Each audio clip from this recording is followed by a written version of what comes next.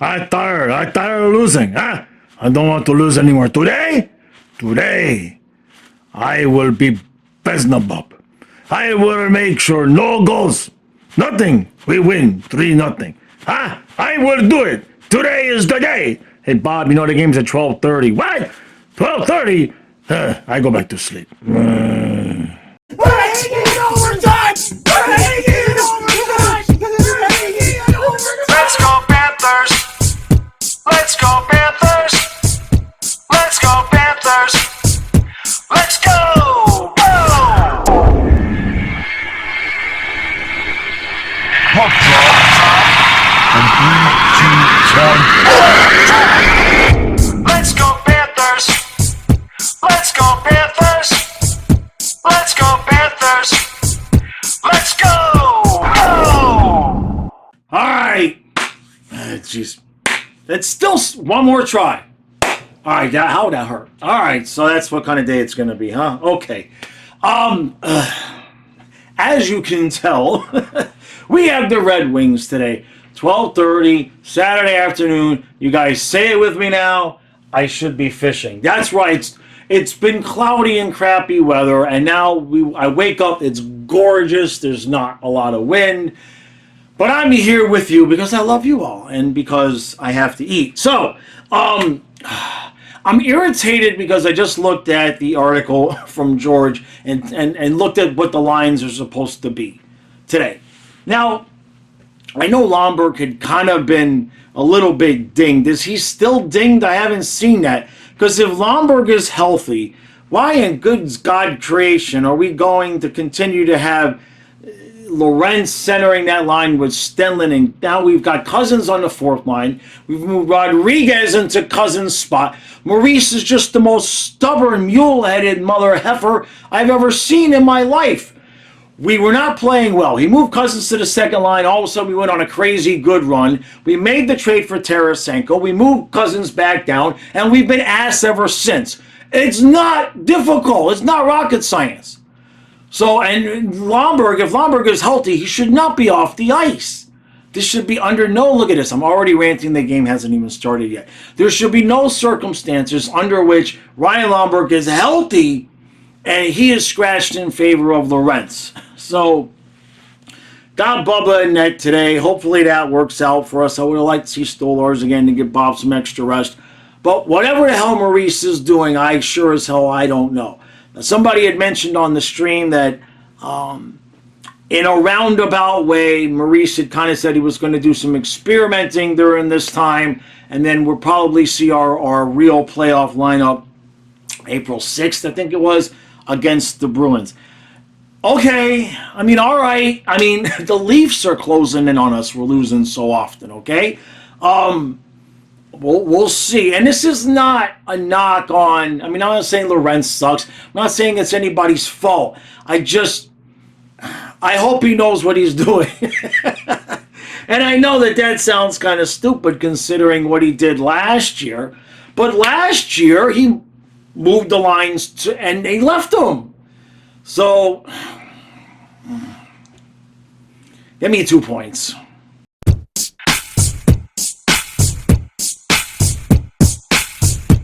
So it's 1-0 Detroit after one. I wonder if George gets as frustrated as I am because I can't remember the last time I read his pregame article and the lines were actually what he thought they were going to be.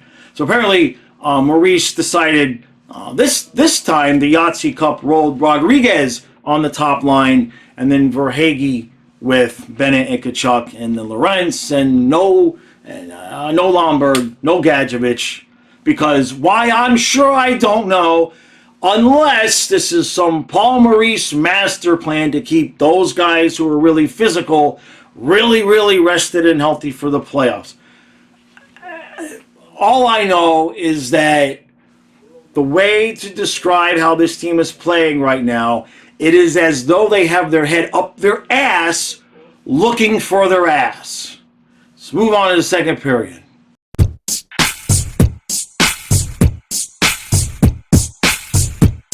All right.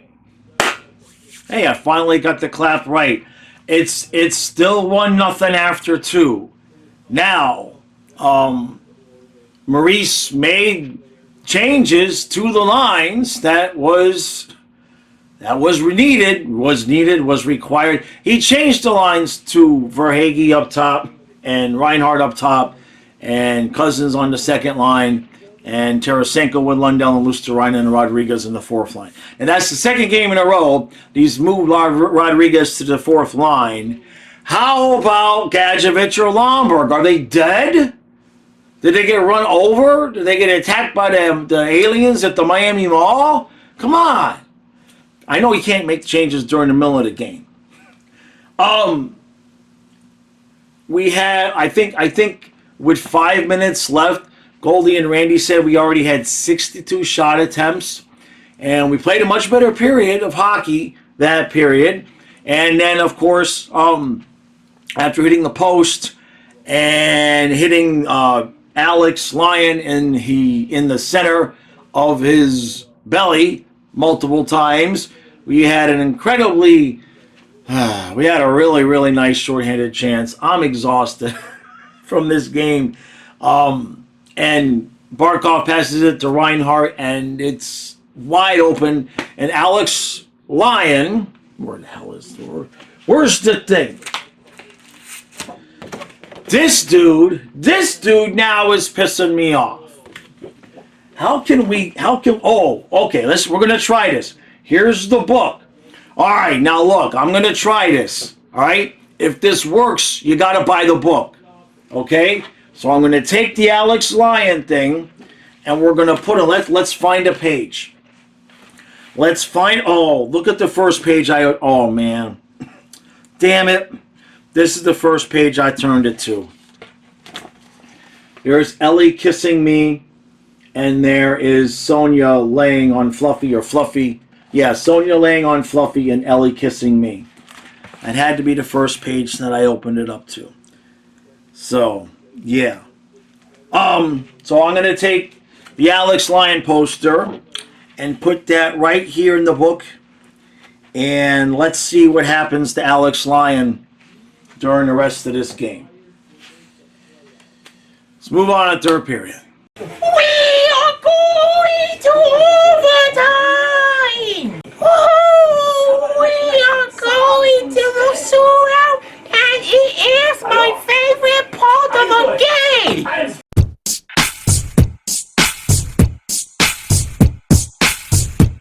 All right. 1, 2, 3, and 2 points!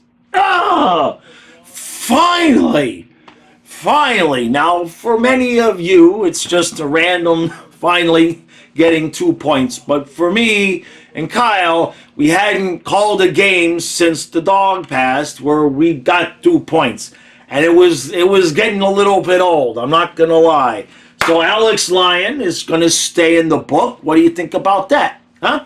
I think that's right where we'll keep him. Now, okay, first thing I want to get out the way. Aaron Ekblad. All right, the dude comes out of the box and he just basically said, I'm scoring, somebody's scoring, somehow the puck is going in the back of the net. I don't care how ugly and how stupid it looks, and it worked. And then we get the lead. And then, now if you watch this channel, you know, every once in a while, but for the most part, my opinion of the refs is that they get it wrong, but they generally get it wrong evenly for the most part. You'll get a game here or there that's off and everything like that. This has been the same crew the 2 games in a row. And there's nobody that can be objective and have watched both of these 2 games and not recognize that either that ref has a axe to grind with Maurice or he's otherwise compromised, because the enormous disparity in power plays, and not just the numbers, the calls that went against the Panthers that were just not penalties at all versus the number of things that the Wings did and in the previous game that just were not called to give the Panthers power plays. I've not seen it be that way 2 games in a row. I don't know if ever I've seen it go that way against the Panthers both times. Now, That is not to say in the last game that the refs cost us the game, and we clearly needed the kick in the ass today, which is what I think that last penalty that went against Ekblad, which should not have been a cross check. It was just not a penalty. They called it. We kill it off, and Ekblad just came out of the box, and he had basically said, enough of this bullshit. And we end up blowing the lead when they give the Wings another power play on a hip check, a beautiful hip check that gets called tripping.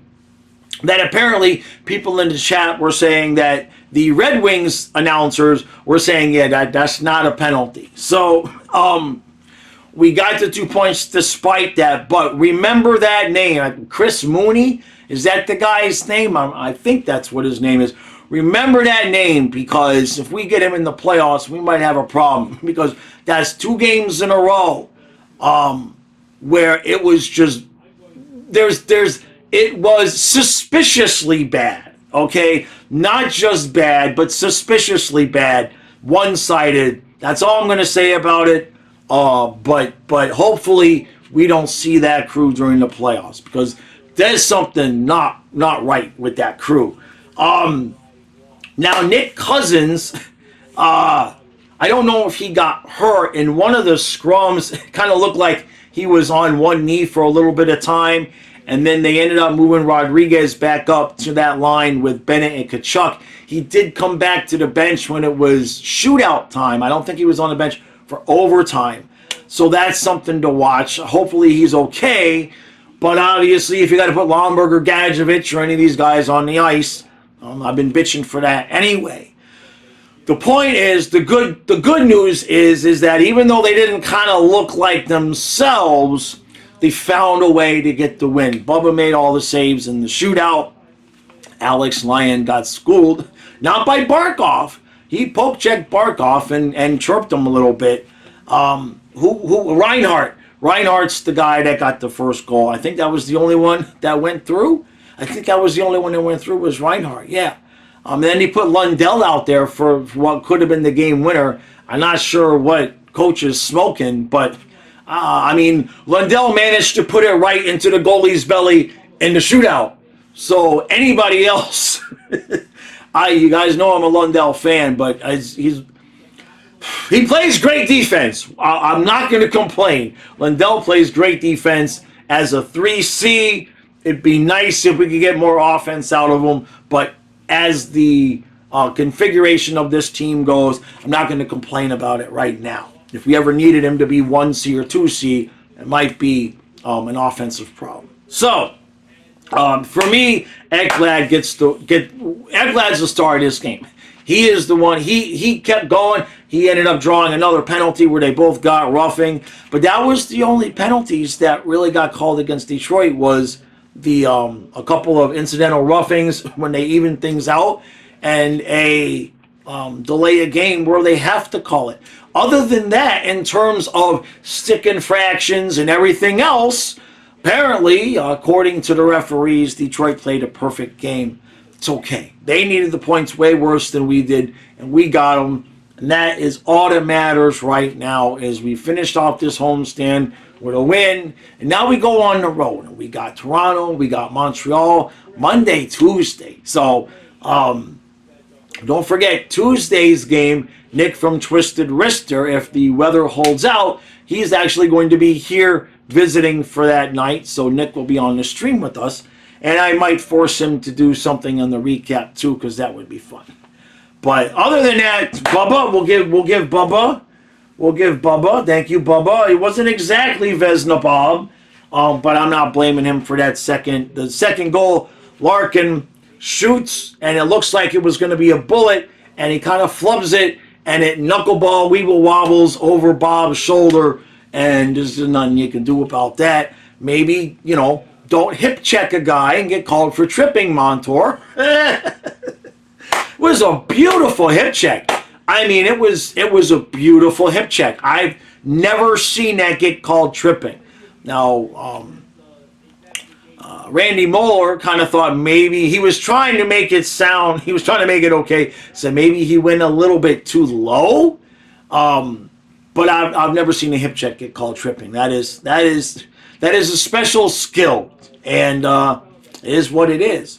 Now, in terms of the Wings, this is not the end of the road for them, right? They were if they would have won, if they would have got 2 points, I think they would have taken over the 8th seed. And hopefully Larkin's okay. I don't want him to be hurt. He was out there playing, and he got he missed the last shootout shot. Bob stopped him, so I guess he's in quote okay. But that's the one thing I'll say. You see Larkin blocking shots. I think they said the Wings blocked 30 shots tonight. Okay? That all takes a toll. It has an effect. And it is a huge part of why when we got to Vegas last year, we were out, not just out of gas, we were out of body parts.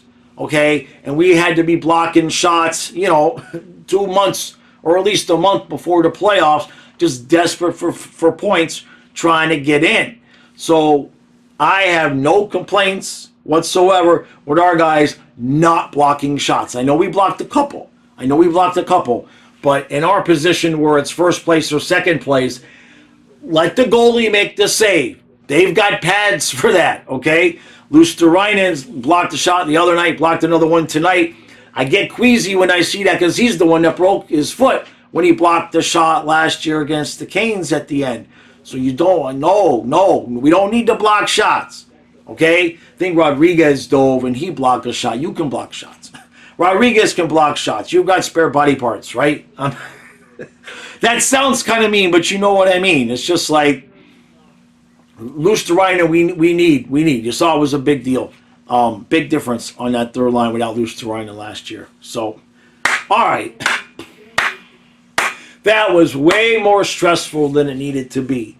The whole thing. I mean, it was 2 weeks ago. When it was a week ago. No, it was a week ago Wednesday when Ellie passed. Then Fluffy and I, we went to the beach in the river and he hurt himself. So now I'm basically stuck downstairs with him. I think it's permanent now until I can get a ramp. I'm going to have to rent or buy a handicap wheelchair ramp that I can attach to the second story porch. I think that's the only way he's getting up the stairs anymore.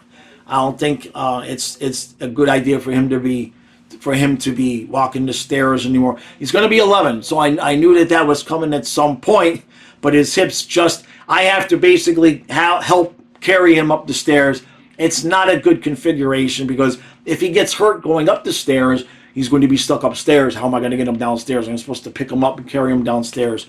So the point is that as soon as Ellie passed, I've been also dealing with this new stress with Fluffy, so it's been very stressful. And then you throw in the team has been playing like dog shit, and it's not been a good 10 days. It has been a rough 2 weeks. I'm not gonna lie. So getting these 2 points here tonight, might have overreacted on the stream. Don't care, is what it is. I needed a win. We needed a win. So, and Alex Lyon is now officially stuck in the book. That's how we're going to leave that. I don't know. You guys let me know. Do I take him out now? Should I only put him in the book when we're playing the Wings? Right? Yeah. I think that's what we'll do. I'll let you guys decide. For the 5 of you who watched the entire video, leave him in the book or take him out and only put him in when we play the Wings. All right.